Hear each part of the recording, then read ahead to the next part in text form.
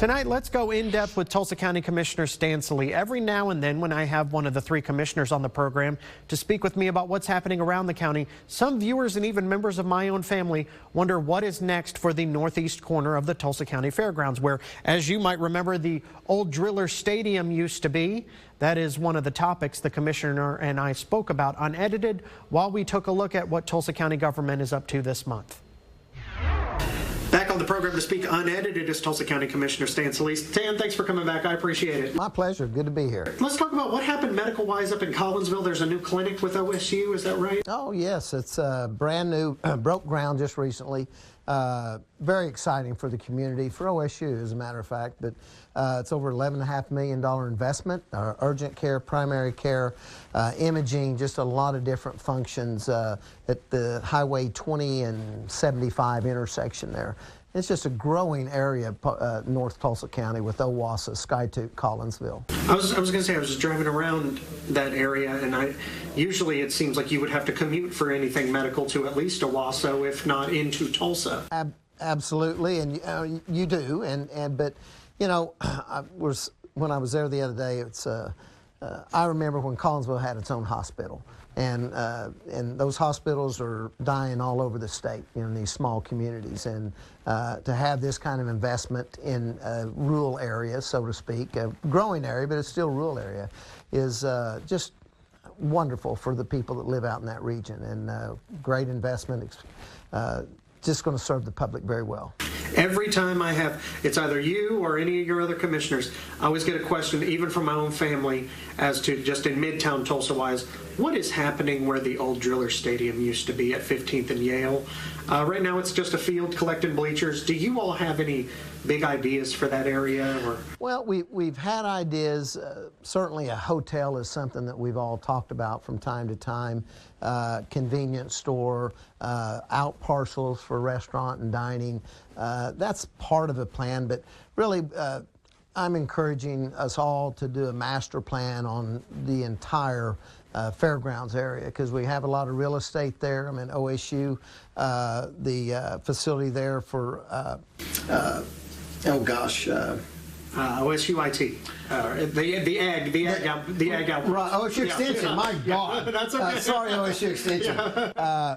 We're working right now with OSU at their campus in downtown, so they're going to be relocating. So there's additional real estate that will be there to be utilized, and then we just continue to make improvements for our equine industry there. I meant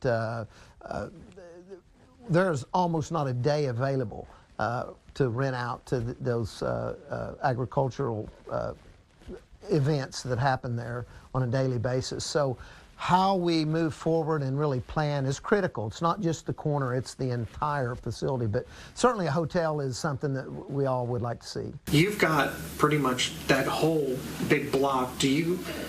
Has it been talked about possibly breaking off and selling some of that, especially that northeast corner? No, there hasn't. You know, because that could be an opportunity for the fairgrounds for a revenue stream. You know, where you could do land leases and that such. But I think a convenience store that allows for big trailers, you know, all the horse trailers and cattle trailers that come in there, you just can't fit them in every location of a gas station. So to accommodate that could be an opportunity as well. And then that's a great parcel for some development, restaurants and retail.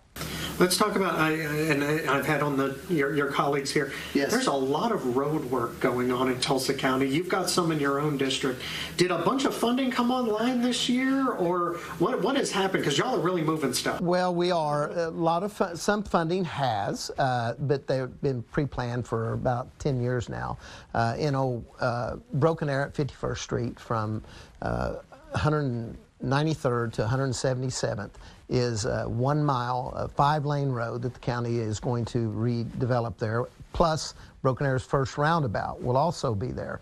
So that's close to about a $10 million project that actually today we released the bid out, and so we'll be starting this fourth quarter, be about 14 months. But So needed in Broken Arrow. It is growing by leaps and bounds. And then up north in Collinsville, we've got 2 partnerships with Cherokee Nation, one with Joe Deere, Councilman Deere, and Dor Patowski up north. And we're going to take an old Highway 75 road. It's North Memorial. That is narrow and heavily traveled and is in desperate need of some refurbishment. And we're going to do 2 miles of widening the road, doing drainage structures, and overlaying that road. So that's part of it. And then north of Collinsville on 136th Street, north around 113th East Avenue, it's an old area in Collinsville called Smelter Hill. And that area hasn't seen some improvements for decades and decades, and we're very proud we're able to do several miles in there, and going to continue to do it as well. But lots going on in the region. This isn't just pothole filling; you're redoing entire roads. We are, and some of them we're reclamating the roads as well, which is a total. Kind of like tilling your garden. We're tilling a road up, and North Sheridan is another one from Highway 20 to 116th Street. We'll be doing that. So lots going on. But those partnerships up north are vital, and we thank the Cherokee Nation for seeing the need for not only for their reservation, their citizens in their district, but also for the county district as well. How fast of a turnaround are you looking at once you get started? Is it a year, a month? Well, for which project? True. We're about halfway through at the Smelter Hill project, and we're just doing the drainage structures on North Memorial. So, yeah, it never ends. Well, I was going to ask because I talked to Commissioner Sims about Buford Colony. They had a road out there neglected for 40 years. Yeah. What happens to these roads? Do I need to just speak up and highlight this for y'all, or well, you know, is it a schedule that just missed? It comes down to funding. I mean, we would love to overlay every road, and I think the one thing I'm really focus on and have since I've been elected is preventative maintenance. Going in there, those roads, when you go down the highway and you see those black squiggly lines, well, that's crack seal. That's where they put real thick tar in those to prevent water from seeping in underneath your roadway, which will deteriorate your roadway. And so we have been methodically doing subdivision after subdivision, do that process, and then you come back in with another process. You're trying to seal the roads that are decent roads. They might not be the best, but they're worth saving for another 5, 6, 7 years. And so you do those.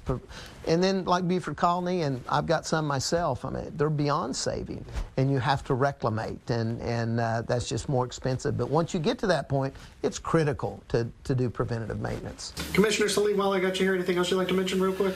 Oh gosh, you know, y'all are busy. Well, we are. The election on my end behind me. I'm looking forward to serving another 4 years for the county. It's just been a joy and a privilege and an honor for me to serve. But you know, I've always felt the majority of people, myself, when you hit that pothole, when you hit that difficult stretch of road, people feel like that's where their tax dollars go to, and that's when they feel it, and that's what I get out of this job much as anything. There's all kinds of things, Expo Square, and you know, all the things we deal with, but taking care of those roads. We had a gentleman, Turley, that came out just in tears. Just said he's lived there for 60 years. In his lifetime, he never thought he would see his neighborhood road paved. And it's those kind of things. And you try to hit the roads that are highest traveled. And you only have so many dollars to go through and to spread around the county. So, but you try to make those efforts and to go in those areas because they're taxpayers as well. But North Memorial and Sheridan and those that high traffic counts, I mean, you've got to take care of those for public safety. So you do what you can, but it makes it very rewarding when you touch people in that manner. Commissioner Sallee, we could talk for hours. I appreciate you stopping by. Thank you. Thank you so much. Appreciate it. Thank you.